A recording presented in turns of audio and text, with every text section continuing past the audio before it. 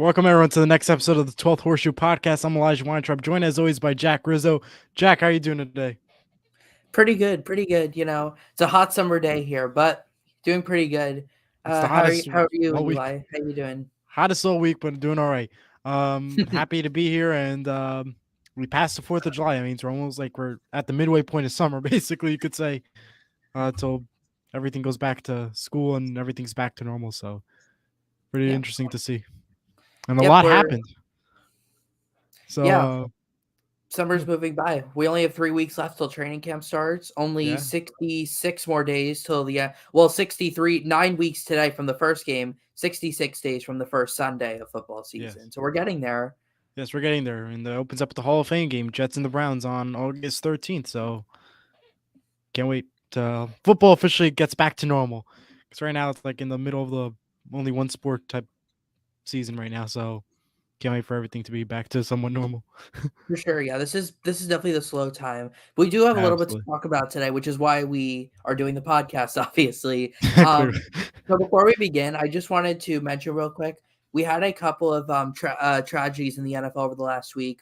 Former Texans, Ravens, and Patriots quarterback Ryan Mallett passed away last week, drowned in Florida. Really sad story. And then former defensive lineman and WWE wrestler Darren Drozdov passed away last week at the age of, I think, 54. So RIP to both of them. Gone way Yes, too soon. and our thoughts and prayers as always to them, and very sad and hard to see so many early deaths happen. And at a young age, I mean, we saw Clark Halibut. We talked about it earlier in the last show, and now more tragic news that it's hard to mention, but that's how it is. Yeah. So the first thing we're gonna talk about, we don't have like too many things to cover, but at least we're gonna go into detail. So Absolutely. one of the couple of big storylines over the last few weeks. Former Texans and Cardinals defensive lineman J.J. Watt, future Hall of Famer, joined CBS. He's going to be an in-game, like a studio analyst for the show. Yes. I don't really know much about like J.J. Watt's like analysis, but I know he's a very smart player. Yes, he is, Definitely the and best. he and it just let everyone know it will be start his deal with CBS will be starting as studio analysis this year. So expect him in a few games, not all the games, and I believe he'll be like a fill-in type guy, or maybe there for most of the major games that CBS broadcasts, like Thanksgiving and like the AFC Championship and all that. And they do also have the Super Bowl this year, so expect to see him there as well. CBS does host the Super Bowl this year, which will be in Vegas, if I'm not mistaken. So Yes. a lot happening there with CBS, and the big story is ESPN, of course. So Yeah. yeah, Well, before we get to there, I also did want to mention that Greg Gumbel, who's a longtime CBS broadcaster, last year was his last season broadcasting NFL games. He's only going to do March Madness now, so CBS is going to have to find a new play-by-play announcer for this upcoming season. absolutely, and it's a huge position. And obviously, we lost a huge announcer for CBS for NFL, and of course, Jim Nance. He left March Madness, so that's also another big loss for play by play at least. I mean, they're still gonna be both for March Madness and basketball for the football for both of those two. But it won't be the same. Obviously, hearing their voices every Sunday or every March Madness game for Jim Nance in this case. Yeah, Ian Eagle's going to be the new lead guy for March Madness, if I'm not Yeah, mistaken. So I really that like Ian Eagle, so I'm excited to yeah, see that. absolutely. He does deserve it, and we seen him what he has done in football terms, so he absolutely deserves it, and can't wait to hear it. Yeah. The big story, though, obviously you mentioned it before, is the. Oh, wait, before. Today we got some news that Mark Ingram, former Saints running back, joined Fox as a college football analyst. Oh wow. Um, Hmm. so, yeah, but let's just get straight to the ESPN thing. So, about 20 on air personalities have been let go over the last like week and a half or so. A Yes, couple of the prominent ones, Todd McShay, who's a draft analyst, that was a shocker to me. The draft is a absolutely. huge thing every year. Obviously, they have Mel Kiper, who I don't really think is that smart, but Yeah, um, but yeah, Todd McShay, that's a big loss. Although I don't really watch ESPN's coverage of the draft. I watch NFL Network. I think they are better absolutely. analysts. Yes. It Just to used to like be better when Mike recap. Mayock was there, but he's not there anymore. Yeah, just recap everyone on what's going on. So basically, the Walt Disney Company owns ESPN, and they announced a little bit later on in January that they're going to be laying off 8,000 people from all their branches. At the beginning, it mostly affected like Hulu and all those presidents and CEOs trying to combine into one. Now it's affecting ESPN, but it's not affecting most of the presidents and organizations of that nature. It's affecting pretty amazing and talented reporters. Um, and as you mentioned a few of them already, and I'm just going to read the small list I have in my hand here: Steve Young, Max Kellerman, Matt Hasselbeck, Jalen Rose, Jeff Van Gundy, Susie Colbert, Kendrick Perkins, and Vince Carter was a small list I announced on Saturday on Sports with Mano Mano. And yeah, it's a rough list to mention. And this is all part of the Walt Disney Company's layoffs. And these are pretty good reporters. And we'll talk in depth about each reporter in just a moment. But Jack, I just want to hear your thoughts real quick on this entire situation that's happening. It's hard to, under grasp, I don't really watch ESPN, so I don't really know a lot of these analysts, but it's definitely interesting to see them lay off so many in like such a short time, and some prominent ones too. The ones from that list that are probably most recognizable to like the general public would be Steve Young, Matt Hasselbeck, and Vince Carter, all Yes. former And for NFL. basketball, Jalen Rose, Jeff Van Gundy. And if you watch the pregame show for Monday Night Countdown, Susie Colbert. Mhm. Oh, and Chris Chelios. I think he's a former Yes. NHL player. Yes, he I think. was. Yes, I believe that you're right. That he was working with NHL for ESPN and now laid off. So very interesting stories. From what I saw this morning, Jeff Van Gundy is looking not into another analysis position. I thought he was going to definitely go to TNT, but from what today's stories read and sources confirm that he is looking for a possible coaching position, which is something that Pierre Maguire from NBC NHL did. He started with NBC NHL as an analysis, and then he moved once NBC NHL vanished completely. He ended up becoming a manager and working with Calgary Flames as a part of their organization as well. So obviously, could be a huge improvement, but Jeff Van Gundy will definitely land on his feet somewhere, and he's an incredible analysis. And this was his last NBA final, calling it with ESPN this year, and that was of course Denver versus Miami. Yep. Also, despite they've lost all those people, they did get Pat McAfee, so that's a pretty big Yes, they got that Pat College McAfee. Game Day, and his show is coming to ESPN. Yes. They also let go Susie Colbert, which was a huge person, NFL Countdown. If you all, since this is a football podcast in particular, I enjoyed listening to Susie Colbert. She was a huge um, person that really inspired a lot during the ESPN's pregame, halftime, and postgame shows, and really brought a lot of good thoughts. And it's at Zero Go. She was with ESPN for 38 years, which is sad to say, like that they laid her off. Um, and yeah, she posted on her Twitter 38 years. It's pretty incredible. And the fact that she got laid off was just incredible. Like, but Yeah, she you will, I can't have a make it feeling, up. land up on her feet somewhere. One of these other NFL groups will definitely pick her up in no time. I have no question, no doubt about it. But again, huge layoffs happening with ESPN. And Stephen A. Smith mentioned that he feels bad for everybody that got laid off and just wants to let everybody know that his job could also be in jeopardy. That And no would. one is I, safe. I don't think ESPN would recover if they let go of I Stephen A. because he's pretty much I been carrying their show for like 10 I years. agree, but I think that made NFL fans and just regular ESPN fans just feel a little bit more comfort saying that he doesn't even know what's his position going to be like, even though we all know he's going to stay more than likely. Him, Joe Buck, and Pat McAfee and Scott Van Pelt, but it made everybody else just feel okay. Now we have like a little bit of a like worry, like who's losing, who's leaving. We've seen over 20, as you mentioned earlier in the show, leave within these past 2 weeks, so it's obviously huge to see, and we don't know what else is coming next. So between since January, since Disney announced the layoffs, maybe we've seen maybe about close to a few hundred laid off already that are pretty big names. Not there's still a long more list ahead, as they have to meet the goal of 8,000. So just keep an eye out for ESPN, especially. Yeah.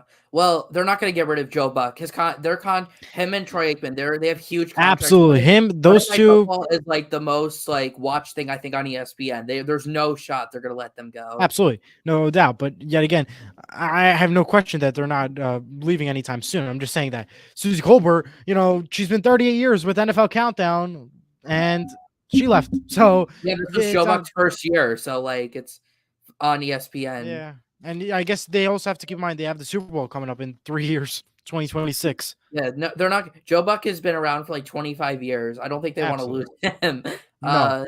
There was somebody else I was just thinking of for ESPN that Jalen I had Rose? in my. No, no, no. It was, I think some broadcast. It was all you. Don't forget all the college football broadcasters: Joe Yes. Tessitore, Sean McDonough, Steve Levy, all former Monday Night Football announcers. Yes. They still do college games. Yeah, I'm super shocked about that. I mean, Joe Tessitore has came almost like a movie star though, so he'll be fine because he did stuff like Holy Moly on ABC, and he's got all of these other shows that he's been with.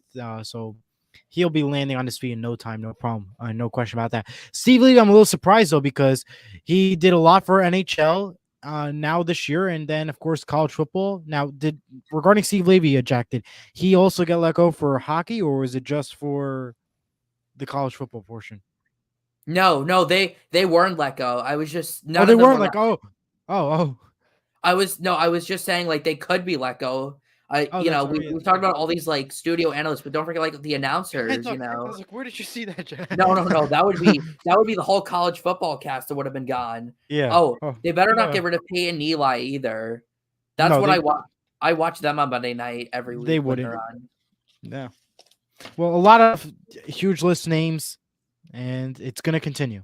This ain't the end of it.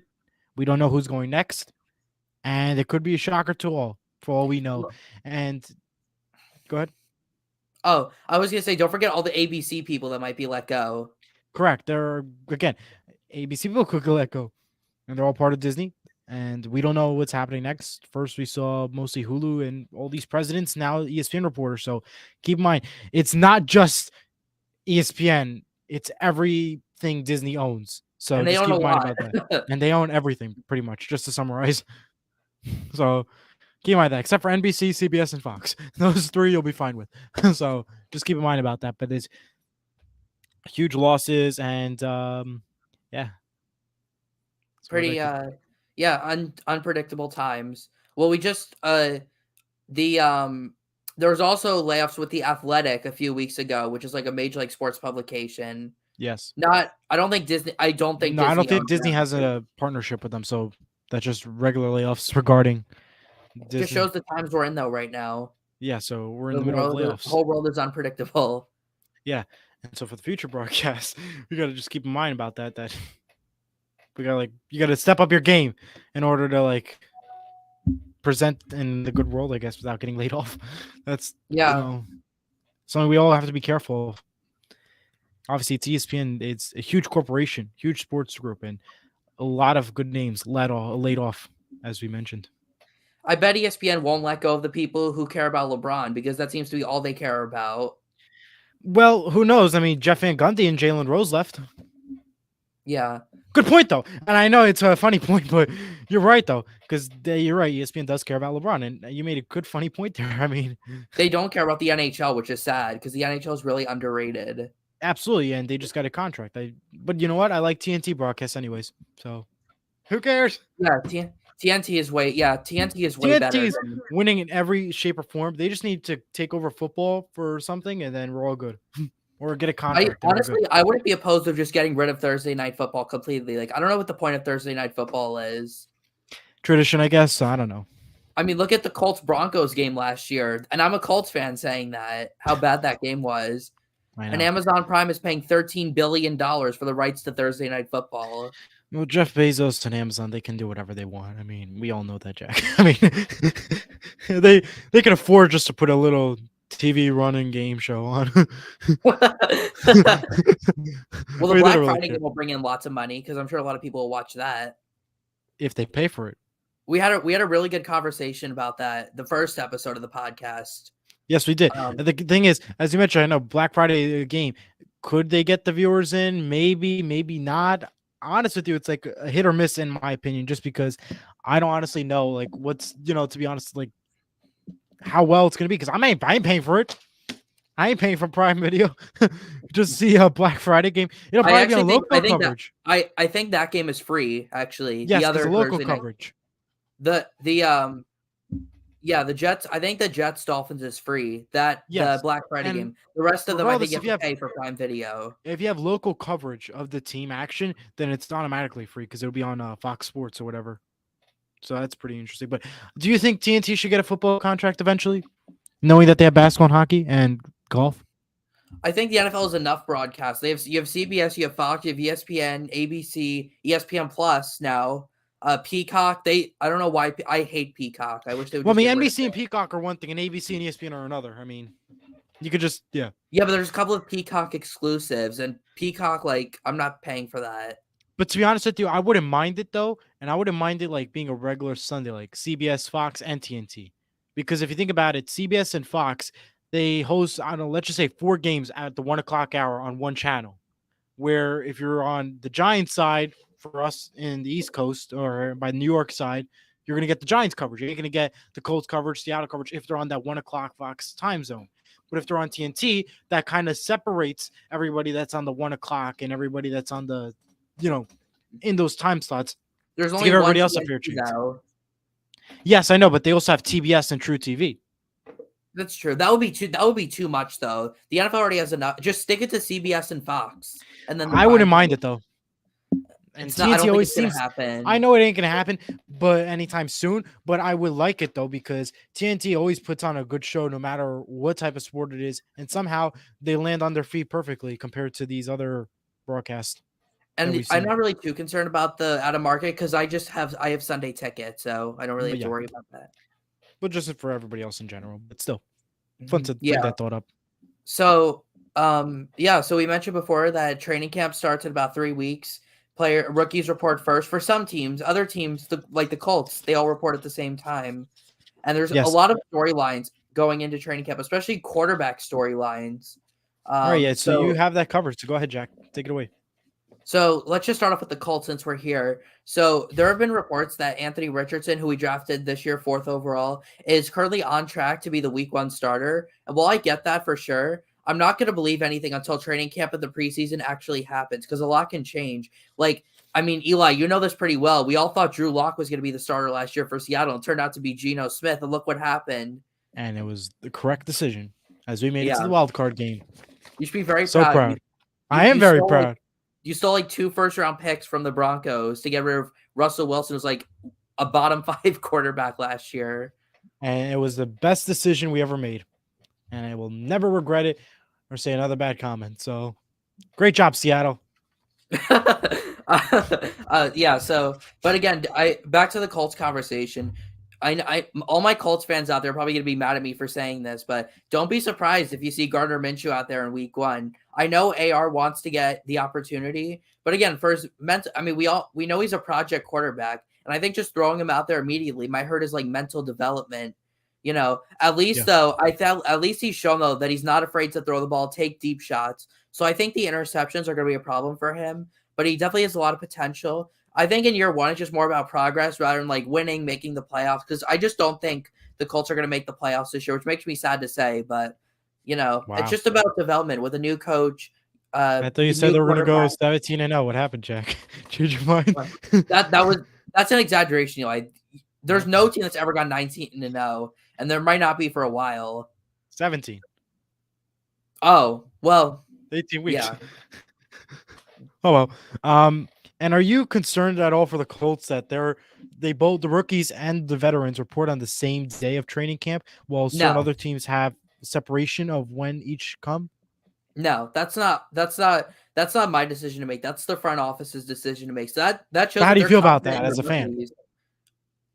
Yeah, Do you but think they like should I'm get not their own too practice? concerned because it tells me that they believe in the rookies just as much as the veterans to have them Okay, report on the same day. So that's interesting. the And Seattle has the same thing too.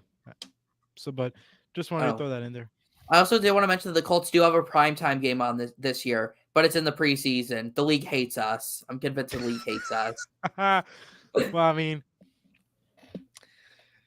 oh well, can't win them all.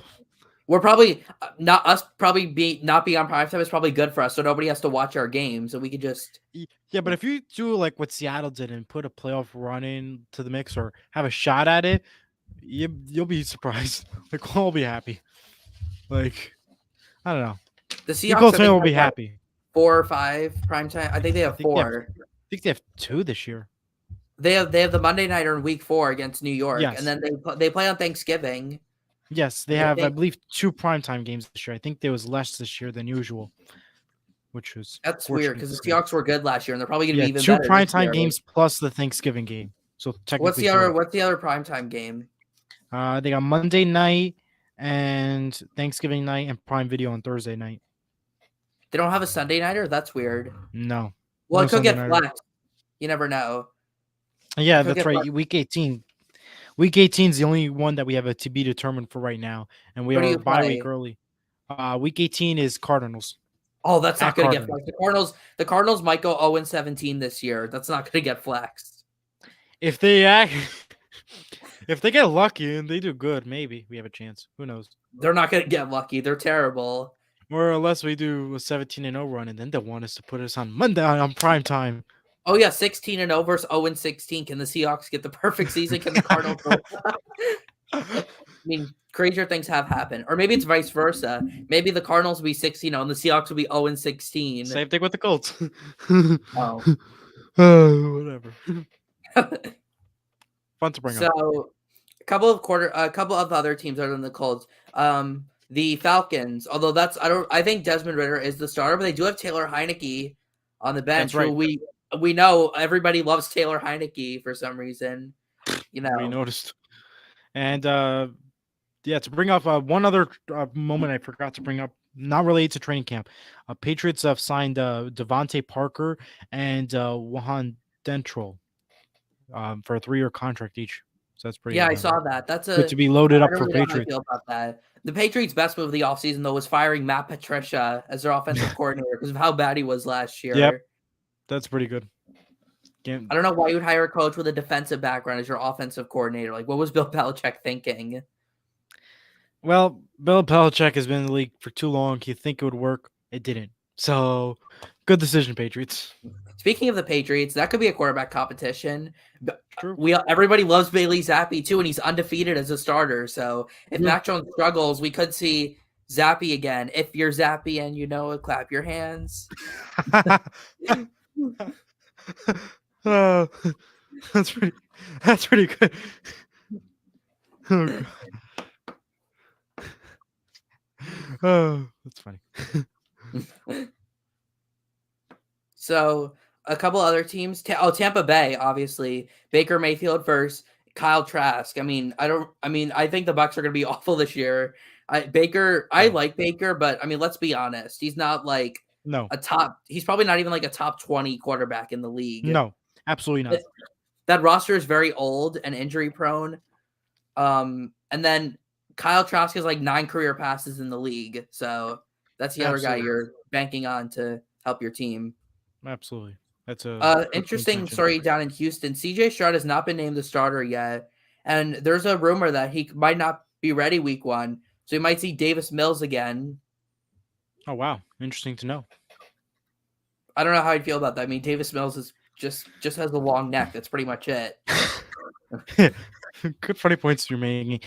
Yeah, I agree. Not that much to comment about it. I mean, just how it happens. Yeah. Well, San Francisco, obviously you would know this, Eli, because if Brock Purdy's not ready for the start of the season, you have a competition between Trey Lance and Sam Darnold. So regardless to say, it's the Seattle Seahawks are winning the division, regardless to say. So Brock Purdy, please, really that crazy. please take your time on coming back to play some football. And I was thinking last year the Seahawks would end up with the number 1 overall pick this year, but Geno Smith somehow. Well, actually, the Seahawks almost did end up with the number 1 overall pick, but it would have been the Broncos pick. Yeah, true. And you have their first rounder again next year, I think. Yes, Not I believe sure, we though. do. Yeah, I'll have to double check on that. No, I don't. No, I don't. No, you don't. The Saints do because of the Sean Payton trade. That's right. Yeah. Sean Payton was like, okay, that makes sense. Let's see. What other teams could have a quarterback storyline? Maybe the Raiders because there's a clause in Garoppolo's contract where if they release him, they don't owe him a single penny, and it's because of the foot injury he had last year. So they could just cut him whenever they want, and they don't have to give him any money.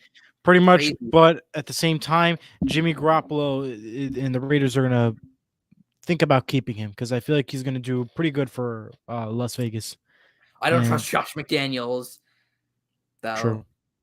Good I point. think Derek Carr is better than Jimmy Garoppolo, and the Raiders didn't really do anything else to improve their team other than sign Jacoby Myers. But he did you see what he did last year against the Raiders through that touchdown away to lose the game, the lunatic lateral? There was a lot of crazy moments last year. Can't we all admit? What was your favorite crazy moment from last year? That's a tough one. There were so many great moments last year. I think the Justin Jefferson catch versus Buffalo in Week 10. Oh my God, that game was crazy. Not just that, but then the fumble in the end zone, how it went to overtime. That I think was the best game of the whole season. I hate to say it for you, Jack, but my favorite moment was, of course, that Colts-Vikings game where the Vikings were literally down at halftime, had nothing on the board. That's fine. You could choose that. Came up drastically by a 35-point game. The NFL Network was sad to put that game on. It was like one of the best games all season. I was like, oh, wow. I didn't want to leave my seat. I'm like, I'm so comfortable watching this game. It's like, what's gonna happen? I was in church when it ended, so I didn't see that. I was also in church when it ended too. Yeah, it's so fun. So, but like a lot of Colts fans I know, we were rooting to lose that game because at that point we were out of the playoffs, so we were just trying to get a higher draft pick, and we did. Absolutely. So. But don't you think that made like a little bit of embarrassment when you're down 35-0, and then when you're winning 35-0, and then somehow lose 30? No, because I think we lost on purpose. I get it, but when that just made history though. Hiring Jeff Saturday alone showed that we were trying to lose. Absolutely. Well, but that also the DJ Moore Hail Mary against Atlanta, and then they missed the extra point, went to overtime. The Carolina kicker missed like a 33-yard field goal, and then the Falcons won. Yeah. That was crazy. To add for Seattle, Seattle Seahawks, Denver Broncos. The Broncos decide to kick on week 1.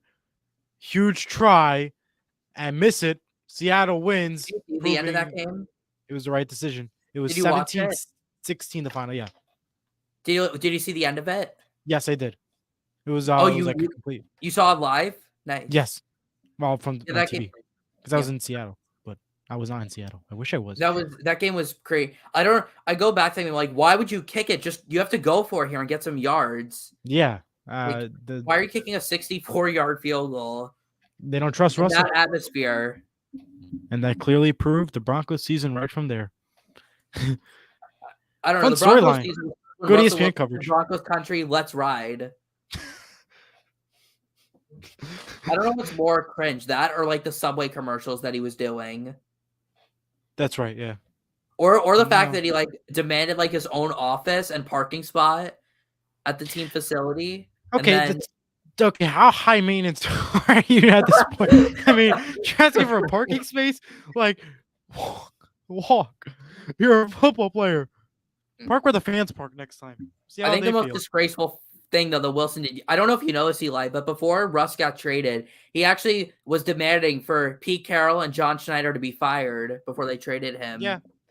And was it wrong? Absolutely. He said some wrong things because look, they made it to the wild card game. Weren't they the ones who drafted him though and gave him a shot? Like, yeah.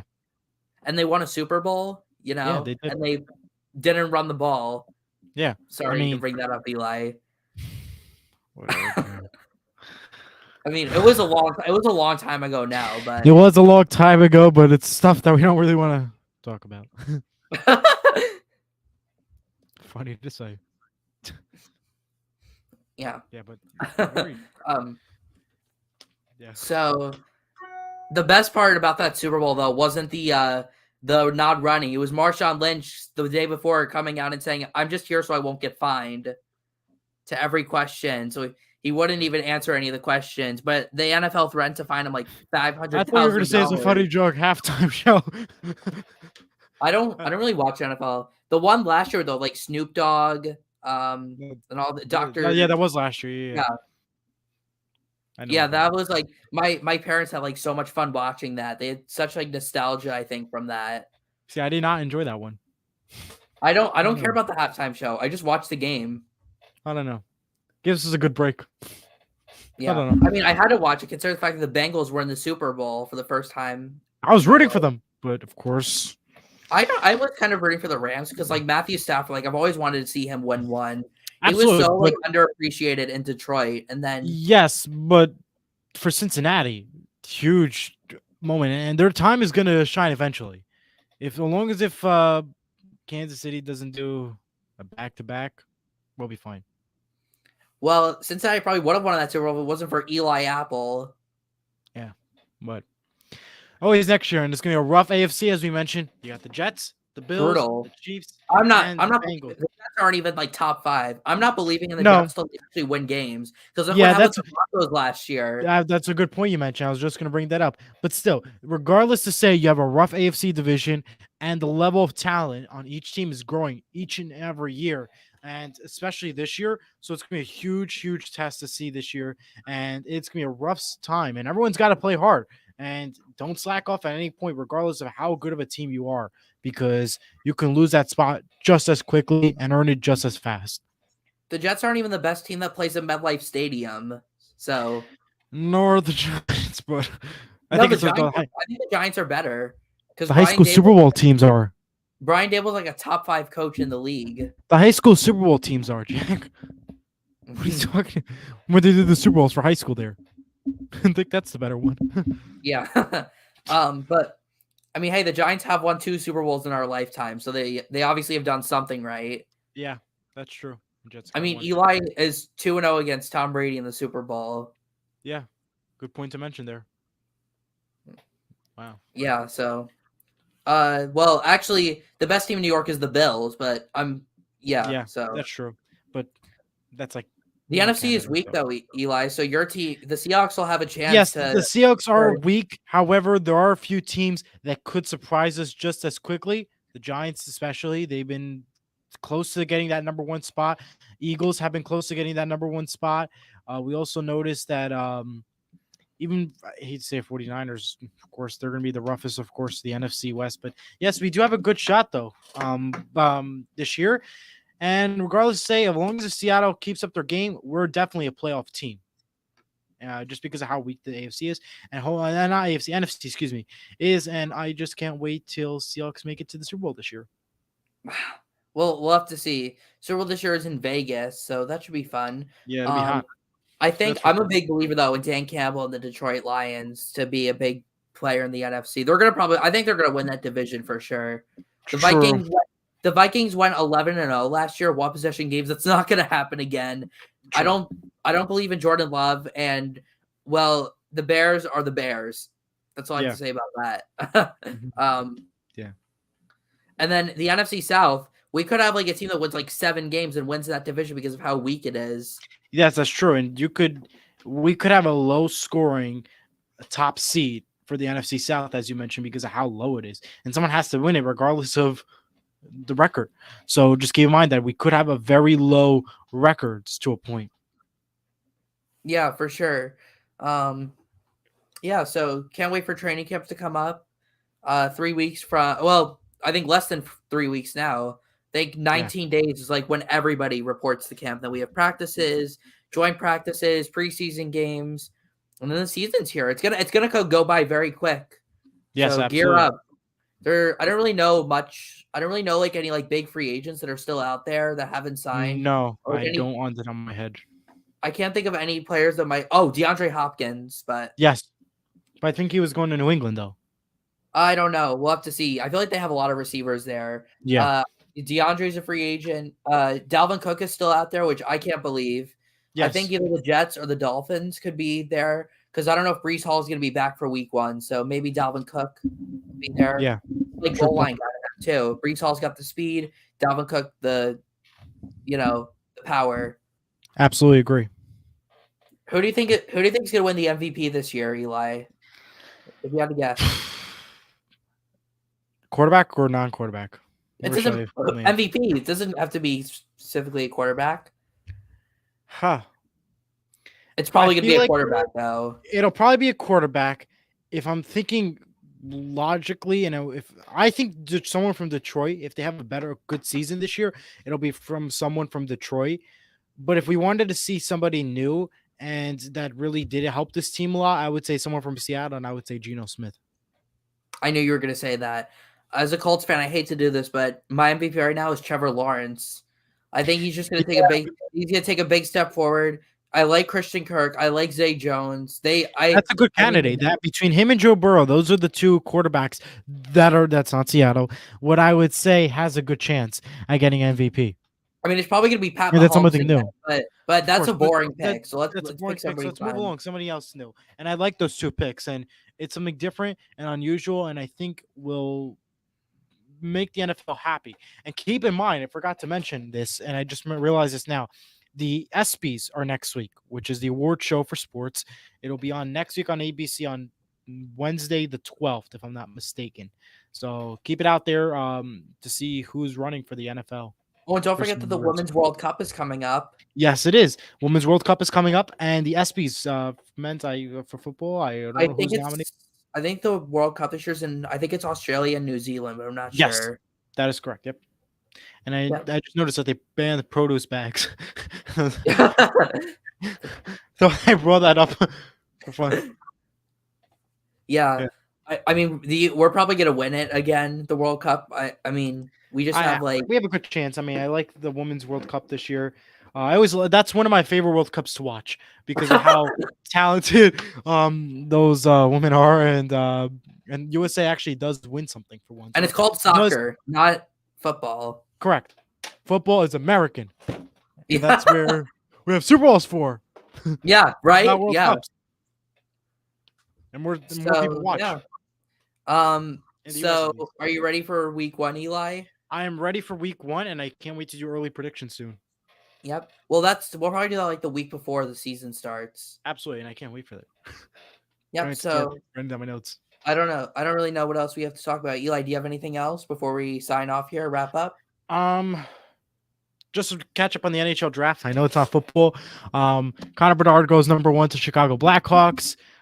Devils get more good contracts. They re-signed Timo Meier and Jesper Bratt, so that's a huge thing for us Devils fans. And Victor Wembanyama goes number 1 in the NBA draft. I don't know who any of those people are. Victor Wembanyama is a tall guy from France. NBA. Actually, I do know him. I know Tony Parker's from France. He was he played for the Spurs too. And I had a debate with Jim Monahan from Sports Mano last Saturday. Who is going to have the best? Which number 1 pick will have the best number 1 season this year? And they said they're both set to be the best of all time, and they're set to be the best of all time and best of the draft pick rather. And they're both drafted number 1. I said, was it going to be Connor Bedard from the NHL, who is set to be, again, the best for the NHL this year and for a long time at least, or Victor Wembanyama from the NBA, who is also set to be number 1 coming from France and being super tall? I said Victor Wembanyama because hockey's the hardest sport. We thought Jack Hughes would be the best for the first round pick. Didn't really bring greatness that we all thought for the first year. I know it's the first year. So you think hockey is the hardest sport to play? Absolutely agree. I agree. Yeah. I saw some regardless, any NBA basketball is the hardest, and that made me laugh so hard. NBA, regardless, the easiest sport to play, probably. Absolutely. You think it's not, but it's the easiest sport to play. But hockey is the most difficult. So regardless, whoever goes number 1 for hockey or any pick for hockey, be prepared because it's a rough sport to play, and that's why I never have faith in them, and that's why I choose Victor Wembanyama in that pick, as I mentioned on the show. I mean, hockey's hard, but could you imagine standing up at the plate though, trying to hit 100-mile-an-hour fastball coming right at you? Yeah, that's true. Baseball is definitely, and golf. I guess golf too, because you have to have good precision, But but it's not as rough as hockey. Not as rough as hockey. I definitely don't watch golf. Yeah, I don't really either. If I do watch, who do you think is the greatest number 1 pick of all time for basketball or hockey? I don't know. I did have the debate about it, as we mentioned, about this year's picks. But basketball, it's LeBron for sure. Of course. Because hockey would be. I have no idea for hockey. I'm lost. Was Wayne Gretzky a number 1 overall pick? I don't think he was. Let's I don't know. Google. Patrick Kane was picked first. I know that. Let's see. Gretz. I caught Eli off guard, guys. Oh yeah.